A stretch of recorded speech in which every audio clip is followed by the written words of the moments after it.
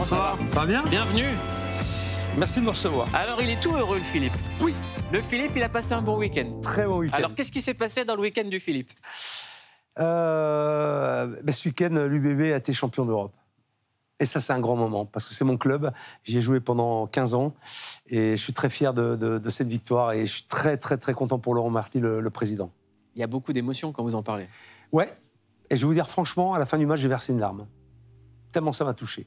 Pourquoi? Je ne sais pas, Laurent Marty a repris ce club, il est en 2e division. Donc voilà, c'est un juste retour des choses et une récompense d'un investissement qui a été très fort pendant presque 20 ans. Est-ce que ça vous fait réaliser à vous votre parcours personnel et vos victoires? La réussite, elle passe par beaucoup de travail, beaucoup d'engagement, beaucoup d'abnégation, beaucoup de sacrifices aussi parfois. Mais dans la mesure où c'est une volonté, une décision et un choix, on ne peut pas dire que ce soit dur. Je ne veux pas faire de foutre des messages d'espoir ou quoi que ce soit, mais sincèrement, je ne suis pas plus doué qu'un autre. Je l'ai souvent dit, mais j'ai beaucoup travaillé pour y arriver parce que j'avais la volonté de réussir. Et c'est ce qui m'a amené là où je suis aujourd'hui. Donc j'ai envie plutôt de passer ce message et de dire, quand on a la volonté, quand on a vraiment envie d'y arriver, avec forcément du travail, avec des sacrifices, parfois ça peut être douloureux, mais c'est comme dans le sport, c'est pareil. Pour arriver à un très haut niveau, il faut savoir se faire mal. Eh bien, on a moyen de faire quelque chose. Je pense que je suis un bon exemple de cette réussite parce que j'ai beaucoup travaillé et puis je me suis beaucoup investi, en tout cas, dans ce que je voulais faire.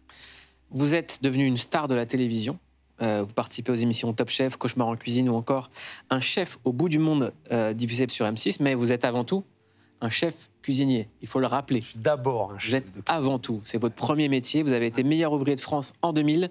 C'est un peu l'équivalent d'une médaille d'or. Vous êtes chef étoilé, vous avez 3 restaurants. Votre restaurant, le 4e mur, a 1 étoile. Votre restaurant Alors, Maison la Nouvelle... table d'hôte, attention. La table il y a le d'hôte. 4e mur, c'est la brasserie.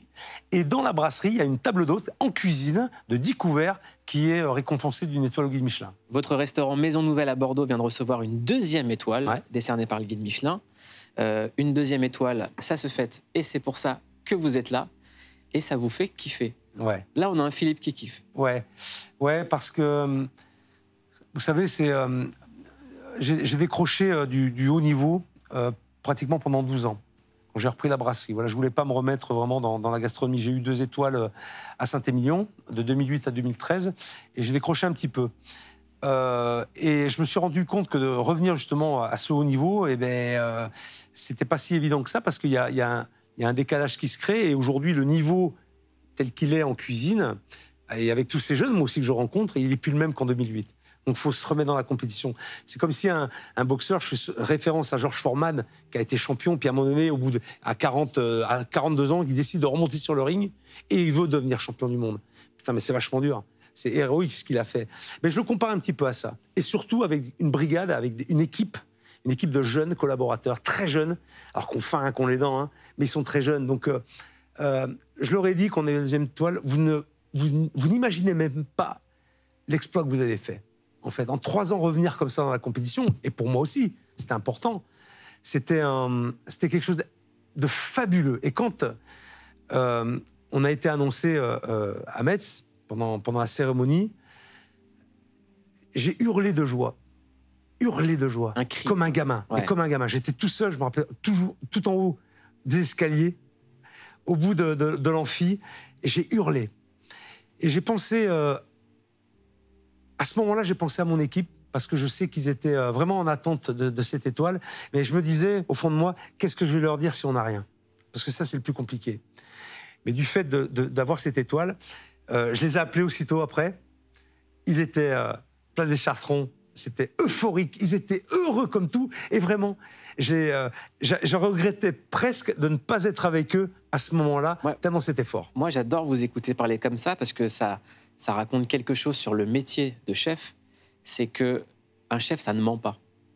C'est un métier sincère. C'est-à-dire que ce qu'il y a dans l'assiette, le travail, ça ne ment pas. Non, on ne peut pas tricher, je pense, à travers une assiette. Et l'assiette que vous présentez est toujours représentative de celui qui l'a fait. Et c'est encore plus difficile quand c'est les autres qui le font. Aujourd'hui, mon rôle, à moi en tout cas, c'est de transmettre mon savoir-faire, tout ce que j'ai appris à de jeunes cuisinières et cuisiniers. Et ça, c'est ma plus grande fierté aujourd'hui. Je ne vais pas vous dire que je suis au fourneau. Je ne suis plus au fourneau. Mais je suis là justement pour passer un peu le relais à cette jeune génération qui a soif d'apprendre et envie de réussir. Qu'est-ce qu'elle a de différent que la vôtre, cette génération? Elle est plus réceptive. J'ai le sentiment qu'elle est plus réceptive, elle est plus ouverte, elle est plus...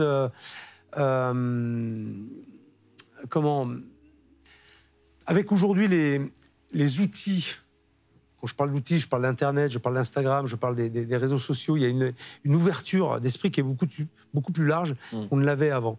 Je le vois dans Top Chef, de toute façon, hein, tous les candidats qu'on a, ils sont incroyables de créativité et d'idées. Ça va très vite. Est-ce qu'il faut que les plats soient Instagrammables ou TikTokables? Il faut qu'il y ait de la présentation avant tout? Alors, non, parce que... alors peut-être, mais ça ne marche que sur Instagram, on est bien d'accord. Dans la réalité, il y a quand même le goût qui prime. Donc, il faut faire attention à ça. Non, mais ce que je veux dire, à travers ces outils, que nous n'avions pas, c'est qu'il y a un enrichissement que les jeunes peuvent avoir beaucoup plus facilement. Ils se nourrissent, en fait, de tout ce qui se passe dans le monde entier, à travers les réseaux sociaux.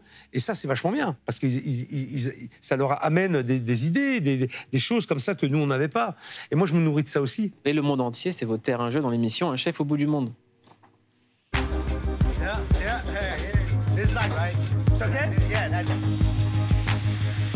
Wow. Est-ce que c'est salé? Oui, mais pourtant, je n'ai pas rajouté de sel.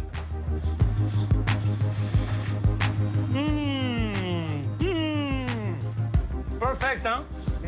Oh là là! C'est parfait, hein? Exactement. Encore quelques essais et je t'embauche. Il y a un langage universel en cuisine? Oui. On comprend tout à travers la cuisine. Vous voyez, j'ai pas un anglais parfait, hein, mais on se comprend parfaitement. Alors ça, vous savez, c'est une émission qui me tient vraiment à cœur parce que je découvre, mais je fais aussi découvrir des cultures, un savoir-faire culinaire dans des pays différents, mais parfois avec des traditions très différentes. Et je me nourris de ça, je me nourris de gens aussi, d'histoires de gens. Et ça, c'est vraiment top. Je trouve que ça résonne avec votre histoire parce que vous incarnez un esprit français ouvert sur le reste du monde de par votre histoire familiale. Ça va de vos parents à vous en tant que papa. Vous avez 58 ans. Votre père est d'origine basque, il était chef cuisinier. Enfant, votre famille parcourait la France au gré des postes de votre père. Vous allez à Hendaye, à Laon, à Orléans. Votre premier souvenir en cuisine, c'était avec lui. Et c'était quoi? C'était au Moulin-à-la-Botte. Alors ça, c'est, je crois que c'est la Ferté-Milon. Je suis né là-bas. Et c'était au Moulin-à-la-Botte. Je devais avoir peut-être 7-8 ans. Et puis, j'avais envie d'aller le voir travailler, de l'aider. Mais vous savez, ce qui est dingue sur cette photo, c'est que vous avez le même sourire. Vous voyez, quand même. La même tête. Non, mais vraiment, juste la barbe, c'est incroyable. Vous êtes gentil, là. Non, mais vous avez une tête d'enfant. On a l'impression qu'on vous a donné l'image du méchant et tout, mais moi, en face de moi, j'ai un enfant. Ben oui, peut-être, en tout cas. Ouais, je sais pas. Enfin, quand je parle de ces choses-là, c'est vrai qu'il y a beaucoup d'enthousiasme. Il y a que de bons souvenirs, en fait. Bah ouais. Il y a que de bons souvenirs. Mais je me rappelle très bien de ce moment-là où j'ai mis les pieds pour la première fois dans une cuisine avec mon papa. C'était peut-être aussi pour passer un peu de temps avec lui, parce que je le voyais pas, il était jamais à la maison. Taiseux, c'est ça? Il travaillait beaucoup. Ouais, c'était un taiseux aussi. Mais bon, voilà, c'est comme ça. Mon père, il dit souvent, ça fait rire tous mes potes quand je dis ça. Mon père, il dit, quand je dis rien, c'est que ça va. Ouais. Donc, ouais. vaut mieux pas qu'il parle. Non, c'était, il y avait beaucoup de rigueur à la maison. Hein. On a été élevé dans un contexte où la valeur du travail était importante. Pour avoir quelque chose, il fallait le gagner. Voilà. Mais on n'a jamais eu d'argent de poche à la maison. Ma mère ne m'a jamais, ni moi, ni mon frère, ni ma sœur, nous a jamais donné d'argent de poche. Si on voulait de l'argent, il fallait travailler pour l'avoir. Et moi, c'est ce que je veux aussi inculquer à mon fils. En fait, ça me rappelle la phrase d'un pote qui est jeune papa. Il me dit, tu sais, les enfants, ils font pas ce que tu leur dis, ils font ce que tu leur montres. Oui, absolument. Absolument, tu sers d'exemple. Alors c'est vrai que je ne veux pas forcément non plus reproduire l'éducation qu'on a eue, qui était quand même c'était assez dur.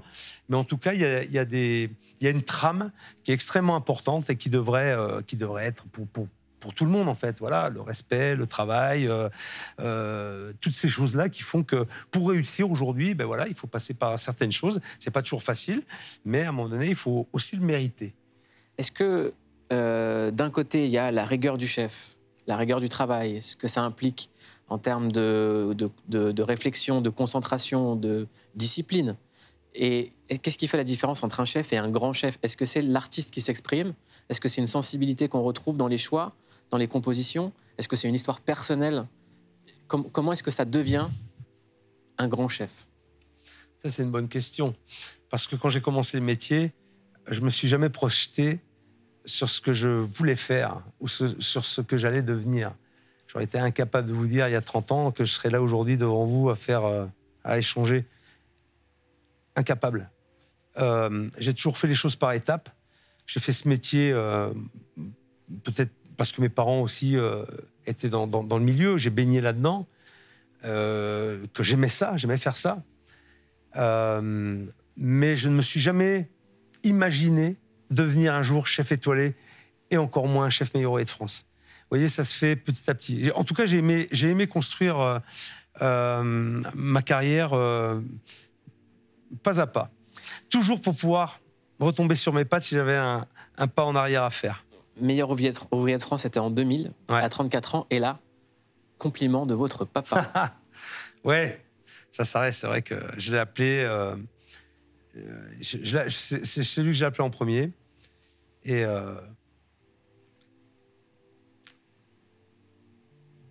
Ah, ça fait quelque chose. Ouais. Ouais. Quand on a été comme ça élevé, voilà, c'est toujours à la dure. J'avais de compliments. Quand je fais du sport, moi, je fais du rugby. Je peux dire, hey, papa, j'ai marqué 5 essais. T'as loupé un plaquage. C'était toujours le truc qui venait. Donc c'est vrai que on peut pas appliquer ça à tout le monde. Et quand vous dites papa, je pense que c'est compliqué. Et quand je l'appelle et que je lui dis papa, je suis meilleur de France, il me dit bah, bravo fils, bravo, je suis fier de toi. Là, tu prends une grosse gifle. Forcément, tu prends une gifle. C'est un truc incroyable. Et je pense que mon père faisait des concours et moi j'ai fait des concours avec lui. J'étais son commis. C'est quelqu'un qui aimait la compétition aussi beaucoup. Il a peut-être eu même certainement, il a eu moins la possibilité de s'exprimer à travers la cuisine que moi, parce qu'il avait aussi des obligations. C'est très différent, mais c'est un grand cuisinier, très très grand cuisinier. Voilà, et il m'a beaucoup appris. Donc forcément, quand vous recevez le compliment de votre père quand vous avez 33 ans, ben ça met un petit pet. Vous avez déjà cuisiné pour lui? Oui, bien sûr, bien sûr. Mais j'adore quand il cuisine pour moi. Vous voyez, pendant Noël, on fait pas beaucoup de repas en famille, mais on fête Noël ensemble. Et c'est papa qui cuisine. C'est lui qui fait à manger. Il a 85 ans. C'est lui qui cuisine. Et je veux les crêpes soufflées. Papa, tu me fais les crêpes soufflées. C'est une tuerie. Qu'est-ce qu'elles évoquent chez vous, ces crêpes soufflées? Des souvenirs d'enfance, tout simplement. Je suis un peu nostalgique, je pense, parfois, de ces souvenirs, de ce que j'ai vécu quand j'étais gamin. Et de me dire qu'aujourd'hui, d'être là... bon, c'est une sacrée fierté pour mes parents, même si, comme je vous dis, ce sont des taiseux, mais c'est une fierté aussi pour moi, pour ce que j'ai fait, pour les gens avec qui je travaille, avec mon épouse notamment, avec ma femme, et puis mes équipes. Enfin, voilà. Et maintenant, c'est vous qui êtes papa. Oui. Vous avez adopté Oscar Louis, oui, au Mexique, et vous dites que ça a été un véritable parcours du combattant. Ouais, ça a duré 5 ans. Et c'est ma femme qui a tout fait. C'est ma femme qui a fait 95% du taf. Je n'aurais pas été capable de faire ce qu'elle a fait. Jamais. C'est un truc de dingue. Et ça a été... au début, j'avais un peu de mal avec l'adoption. Et puis finalement, je dis pourquoi pas. Pourquoi pas. Et puis on a eu la chance de rencontrer une dame à un instant T, qui était Sandra Fuentes, qui était ambassadeur à La Haye, du Mexique. Et je me rappellerai toujours du moment où elle m'a appelé. Toujours. C'était la finale du championnat du monde de boxe de Maillard Monchipour. Et Maya Monchipour m'avait dit Philippe, j'aimerais bien que tu portes la ceinture. Parce qu'on avait eu le même entraîneur. Moi, quand je boxais, c'était Mohamed Benama, c'était entraîneur de Maya, c'était mon entraîneur aussi quand je boxais à Toulouse. Ben, je dis bien sûr, je vais porter la ceinture. Et avant d'aller dans le vestiaire, je reçois un coup de fil et Sandra m'appelle, elle me dit Philippe, ça y est, t'es papa. Pah, on a un petit garçon. Et là, tu prends, je dis à ma femme, il y a Dominique qui est à côté de moi, putain, je dis Sandra, je dis écoute, ça y est, on va avoir un enfant. Et juste après, je vais dans le vestiaire avec Maillard. Non mais c'est... Et après, je prends la ceinture et je vais sur le ring avec lui, devant je sais pas combien de milliers de personnes, en train de chanter la Marseillaise sur le ring. Enfin, vous imaginez la symbolique. Mais c'est un truc énorme. L'émotion de tout ça qui se mélange en fait à un seul moment, à un instant T, c'est juste incroyable. Et ça, je m'en rappellerai toute ma vie. Ça pose une question sur la filiation. Moi, j'ai un ami aussi qui a adopté un enfant. Et il me dit, mais je me reconnais tellement à travers cet enfant. Parce que l'éducation, ça transmet énormément de choses. Qu'est-ce que vous reconnaissez de vous dans votre fils ? Qu'est-ce que je reconnais de moi ? C'est difficile à dire. C'est difficile à dire. Mon fils, il est qui il est aujourd'hui parce qu'on l'a éduqué d'une certaine manière, mais c'est un garçon qui est extrêmement gentil. Lui, il veut être dans le social. Il va être coach sportif pour personnes en situation de handicap. Voilà ce qu'il voudrait faire. Il veut s'occuper des gens. Il aime les gens. C'est vraiment un garçon qui est profondément gentil. Il fait du rugby aussi. Enfin bon, voilà. Mais je sais pas. C'est difficile de répondre à cette question en fait.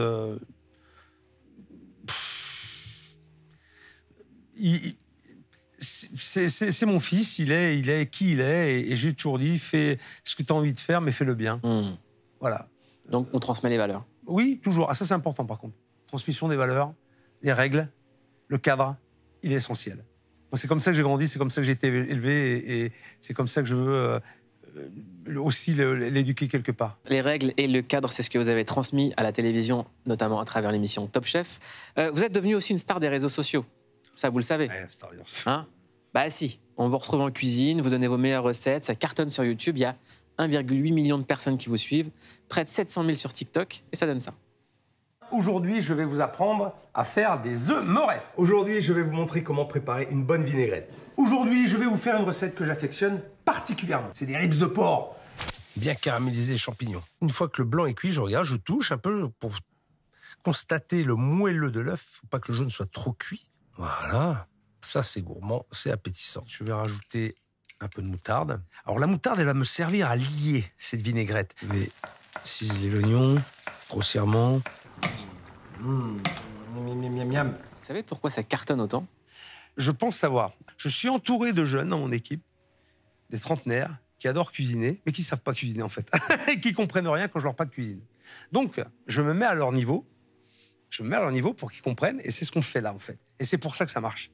Parce que c'est extrêmement simple, et c'est fait avec des produits qu'on peut trouver dans son placard. Il n'y a pas de truc extrêmement compliqué. Si il y a un produit qu'on ne va pas avoir, eh ben on ne va pas faire la recette. C'est con, hein ? Mais c'est con, hein ? Ouais. Donc, on part vraiment sur la base de la base, et après, j'explique qu'on peut mettre ça éventuellement pour arranger la recette, mais c'est vraiment le départ de la recette à chaque fois. En tout cas, YouTube vous le rend bien, et les YouTubeurs aussi, puisque le YouTubeur le plus suivi de France, Thibaut InShape, qui vient de se marier avec Juju Fitcat, évidemment. Vous avez fait une vidéo avec lui. Ouais.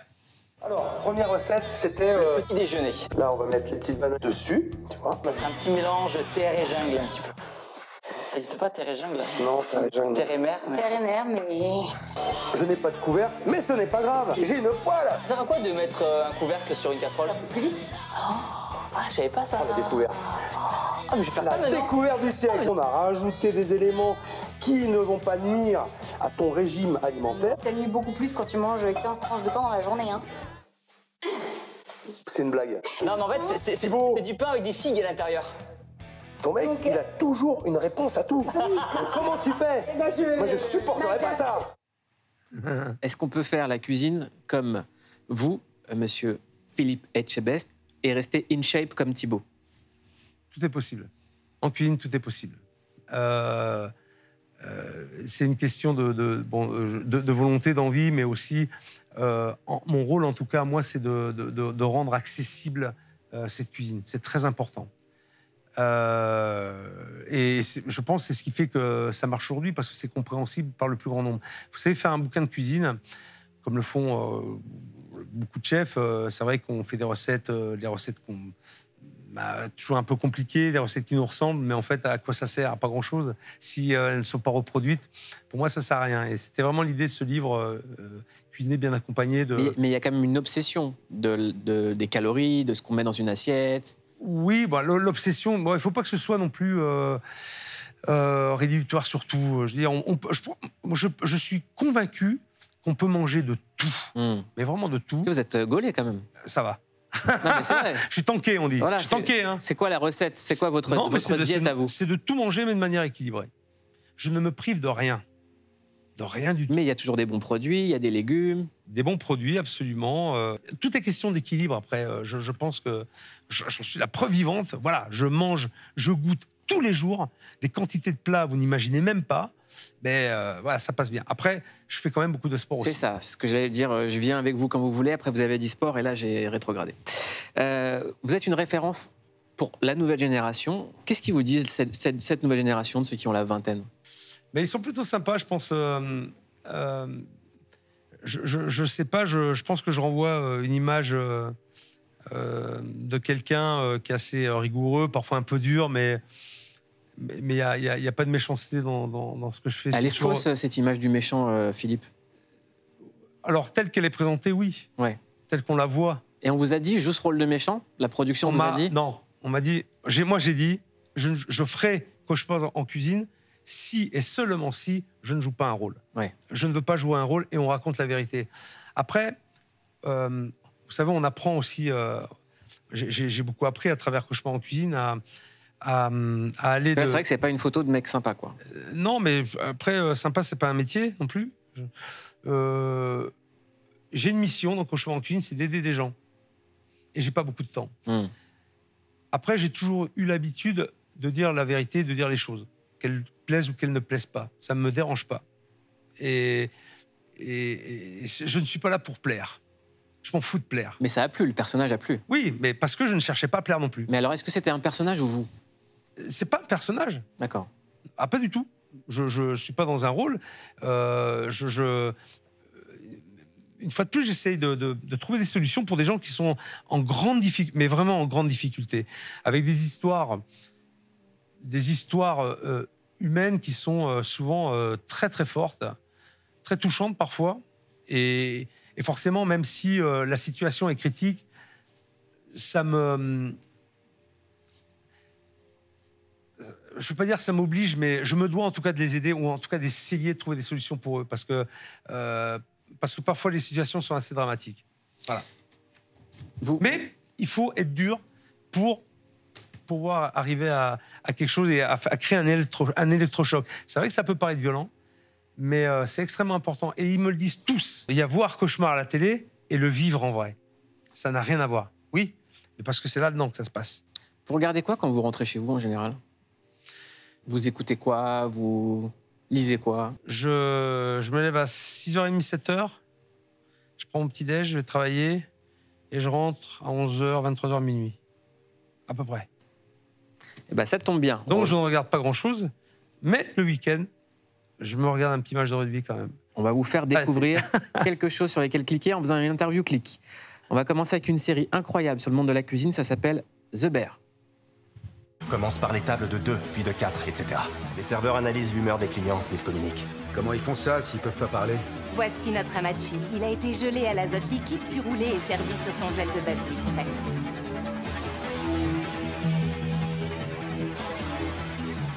La 19, c'est des gros cons.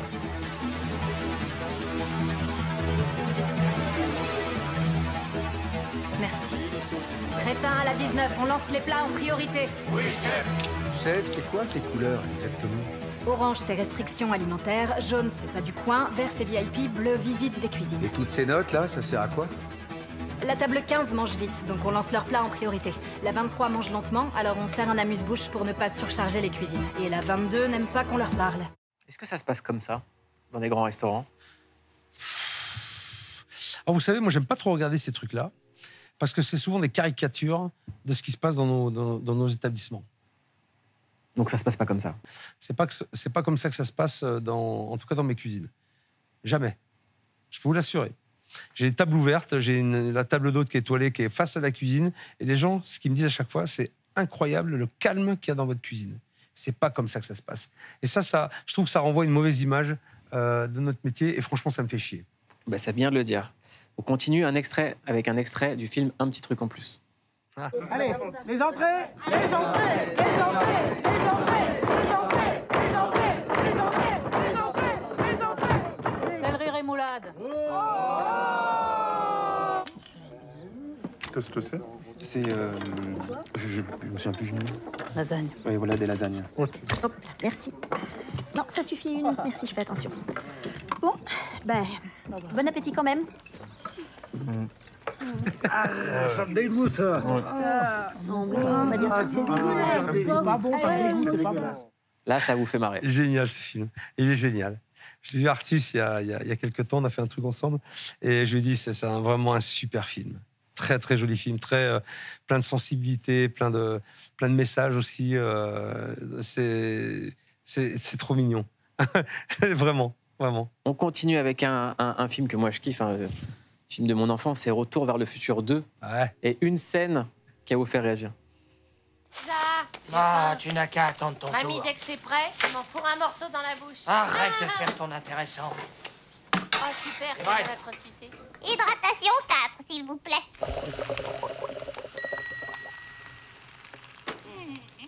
Je me rappelle pas de celle-là. C'est prêt. Et voilà. Et un chef. Ça vous fait Je me délirer. rappelais pas de celle-là. Ah non, j'avais complètement zappé. Alors, est-ce que ça, c'est faisable dans le futur ou pas? Non. Non. Et vous voyez, on parle beaucoup de l'intelligence artificielle. Et je me dis, parce que c'est vrai que ça peut faire peur, l'intelligence artificielle. Ouais. Ça peut faire très peur. Mais je me dis qu'en cuisine, on est préservé de ça. Parce qu'il n'y a personne et aucune intelligence artificielle qui ne remplacera la main de l'homme. Dans la cuisine et aussi, je pense, dans beaucoup de métiers de l'artisanat. Donc, on est protégé de ça. Mais là, ils nous vendent des robots cuisine qui font tout avec de l'intelligence artificielle. Ils nous disent, vous prenez en photo ce qu'il y a dans votre frigo, on vous fait une recette. Je n'y crois absolument pas. Je pourrais donner la même recette à 10 personnes différentes, j'aurais 10 plats différents. C'est qu'à mon avis, il faut se l'approprier. C'est que si, pour X raison, le fond qui est marqué sur ma recette, je te mets 1 litre de fond, mais si toi, le tien, c'est pas le même parce qu'il est un peu plus dilué ou un peu plus concentré, il faut changer le truc. Donc, la cuisine, c'est une recette qu'on s'approprie et qui est très personnelle à chaque fois. Elle est unique, pratiquement. Parce que c'est des sensations, c'est du goût, il y a plein de choses qui rentrent en ligne de compte. Mais l'intelligence artificielle ne pourra jamais faire ce que nous, on fait. Ça, j'en suis sûr. Philippe Etchebest, vous m'avez fait kiffer. Est-ce qu'en retour, pour nous faire kiffer avant de partir, vous pouvez nous donner une recette qu'on peut faire en rentrant chez soi? Un truc simple. Un truc simple. Alors, j'aurais envie de dire... Achetez mon livre « Cuisine et bien accompagné ». Bien sûr. Une recette simple. Alors, c'est l'huile flottante. L'huile flottante, il faut quoi? Des œufs, du lait, de la crème et du sucre. Si on a de la vanille, c'est bien aussi, mais si on n'a pas, c'est pas grave. Vous faites une crème anglaise, on sépare les jaunes des blancs, on mélange avec du sucre, on fait chauffer du lait avec la moitié lait, moitié crème, on mélange tout, on fait cuire à la nappe, tac, et ensuite on monte les blancs en neige, on y met du sucre et on fait cuire. On peut les pocher ou dans le lait ou on les fait cuire au four. Et ça, c'est une tuerie. Mais quand vous en parlez, j'ai l'impression que je peux réussir à le faire. Bien sûr. Et je suis sûr que vous pouvez le faire. Regardez mon bouquin. Bon, merci beaucoup. J'ai une huile flottante à faire. Passe une excellente soirée. Avec plaisir. Merci beaucoup, Philippe.